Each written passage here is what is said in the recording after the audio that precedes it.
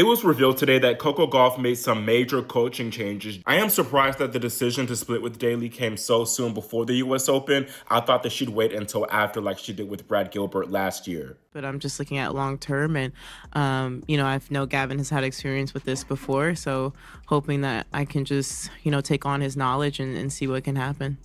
And if not, I have a rest of this year to work on it. But I do know I need to make a change and technical change to it. And, I don't want to waste time continuing doing the wrong things. In the world of professional tennis, loyalty runs deep.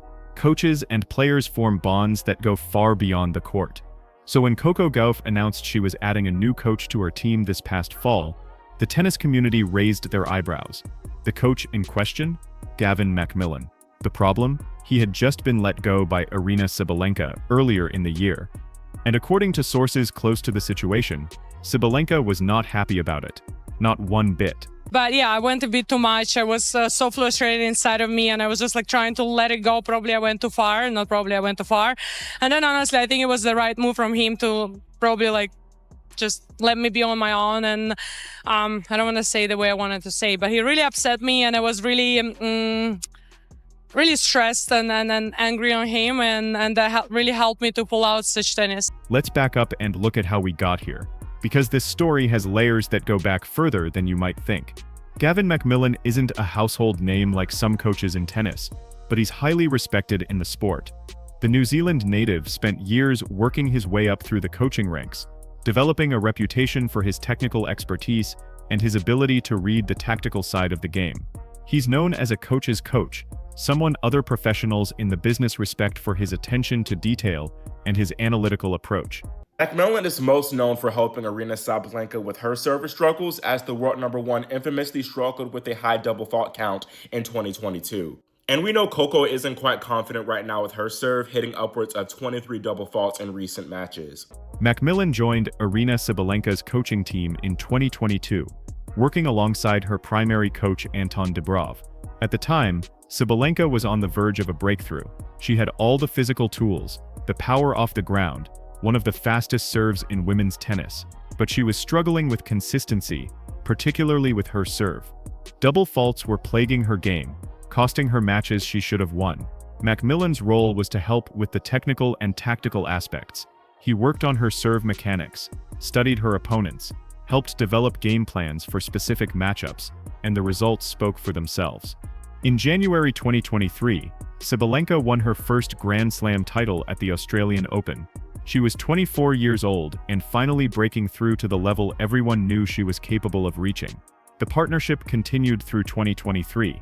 Sabalenka reached the semi-finals at both the French Open and Wimbledon. She won the US Open in September, capturing her second major championship. She finished the year ranked #1 in the world. By any measure, the coaching arrangement was working. MacMillan was part of a team that had helped transform Sabalenka from a talented player who couldn't quite get over the hump into a multiple Grand Slam champion. But professional sports can be unpredictable. According to reports from Tennis.com, Sabalenka made changes to her coaching setup in early 2024. MacMillan was let go, with Sabalenka deciding to streamline her team and work more exclusively with Dubrov. The exact reasons weren't made public, but sources suggested it was about simplifying the coaching structure rather than any specific issue with MacMillan's work. MacMillan, by all accounts, handled it professionally.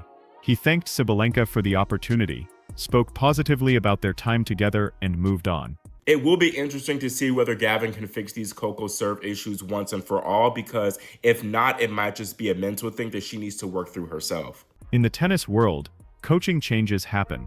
It's part of the business. Players are always looking for the right mix, the right chemistry, the right approach to take their game to the next level. Then came the announcement that changed everything.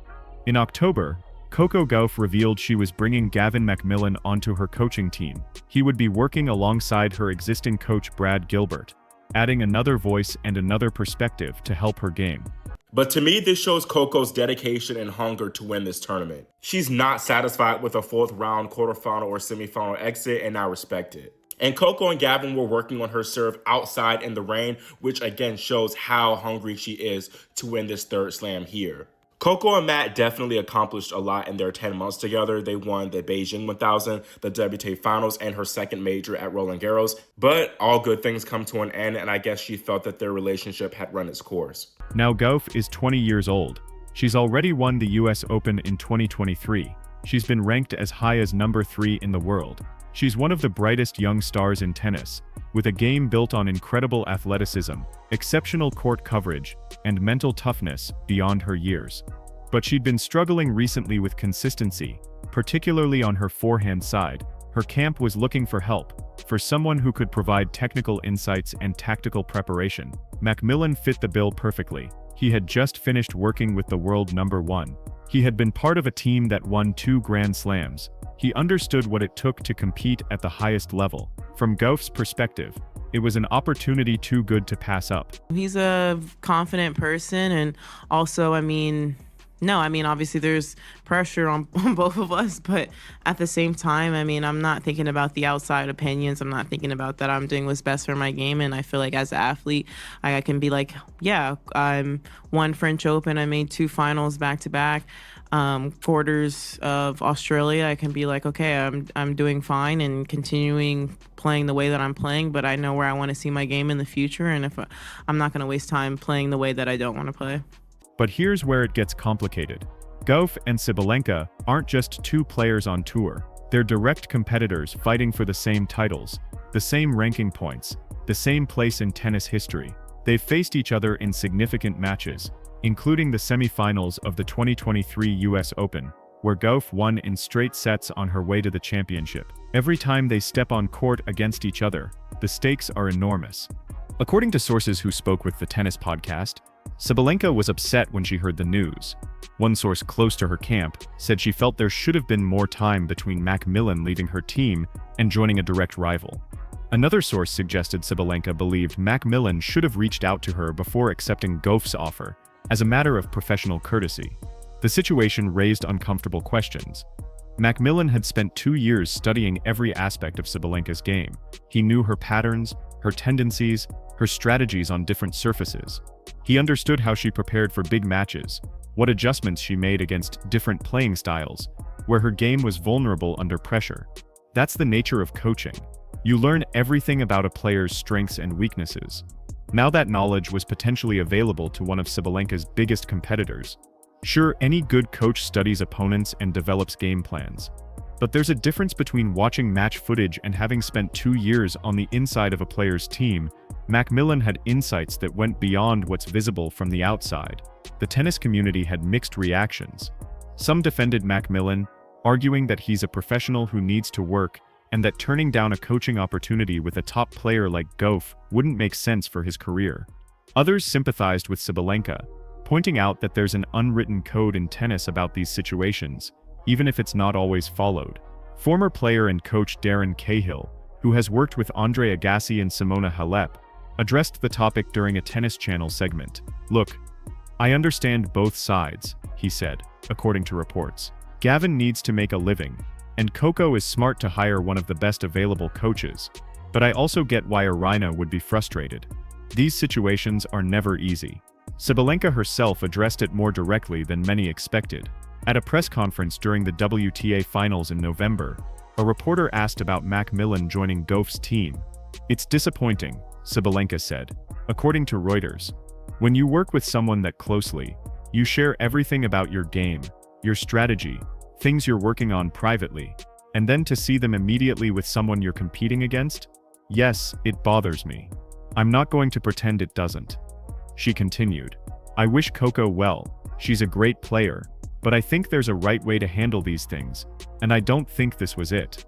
The comments were unusually blunt for Sabalenka, who typically stays diplomatic in press conferences. MacMillan has remained quiet about the controversy. He released a brief statement through Gauff's management team, saying he had tremendous respect for Sabalenka and their time together was productive, but that he was excited about this new opportunity. He declined requests for further interviews about the situation. Gauff tried to stay above the fray. When asked about it at the same WTA Finals event, she said, "I'm just focused on improving my game. Gavin is an excellent coach who became available, and we thought he'd be a great addition to the team. I understand there might be some sensitivity around it, but I'm 20 years old trying to win Grand Slams. I need the best people around me. The situation highlights something interesting about modern tennis. The sport has always been intensely competitive, but there used to be more adherence to unspoken rules about professional conduct. In the 1970s and 80s, you didn't see coaches moving directly from one top player to their main rival without some cooling off period.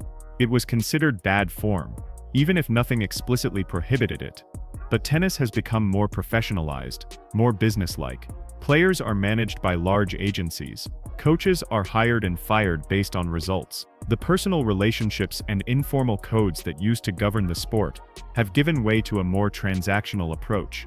From that perspective, Gauff hiring the best available coach makes perfect sense, regardless of where he worked previously. Still, the human element remains. Sabalenka's reaction shows that even in this modern business-first environment, players still expect certain standards of conduct. They still feel a sense of betrayal when those standards aren't met. You can argue whether she's right or wrong, but the emotion behind her response is genuine. What makes this particularly intriguing is how it might play out on court. Sabalenka and Gauff are both contenders for every major championship. They're both capable of reaching world number one. The Australian Open in January could potentially see them face each other, and if that happens, the added psychological dimension will be impossible to ignore. Does MacMillan's knowledge of Sabalenka's game give Gauff an advantage? Probably some. A coach who has worked with a player knows things that aren't visible from match footage. But Sabalenka isn't a static player. She'll have evolved her game, worked on new patterns, developed different strategies since MacMillan left. And top players at that level are adaptable. They adjust mid-match, based on what's working and what isn't. What might be more significant is the motivational factor. Sabalenka has already shown she's a fierce competitor. Using this situation as extra motivation could push her to even greater heights. She's already proven she doesn't need MacMillan to win Grand Slams. She defended her Australian Open title in 2024 without him on her team. She's remained at or near the top of the rankings. For Gauff, the addition of MacMillan to her coaching team alongside Brad Gilbert gives her two experienced voices helping shape her game. MacMillan's technical expertise combined with Gilbert's tactical acumen could be exactly what she needs to address the consistency issues that have held her back recently. If the partnership works, she could be looking at multiple major championships in the coming years. The broader tennis community continues to debate the ethics of the situation. Some former players have spoken out saying there should be clearer guidelines about coaching transitions between rivals. Others argue that the sport is competitive enough without adding extra restrictions on who can coach whom. Patrick McEnroe, former player and current ESPN commentator, offered his perspective on his podcast. "I've seen this happen before in different forms," he said. "It's always uncomfortable, but at the end of the day, coaches need to work and players need to hire the best people available. I don't think anyone did anything wrong here, even if it's an awkward situation." So what do you think? Did Gavin MacMillan cross a line by immediately joining Coco Gauff's team after working with Aryna Sabalenka? Or is this just the reality of professional tennis where everyone is competing for an edge? Drop your thoughts in the comments below. And if you want to follow all the storylines, the rivalries and the drama of the 2025 tennis season, make sure to subscribe. The Australian Open is just around the corner, and something tells me this Sabalenka-Gauff situation is going to add even more intensity when these two champions meet on court.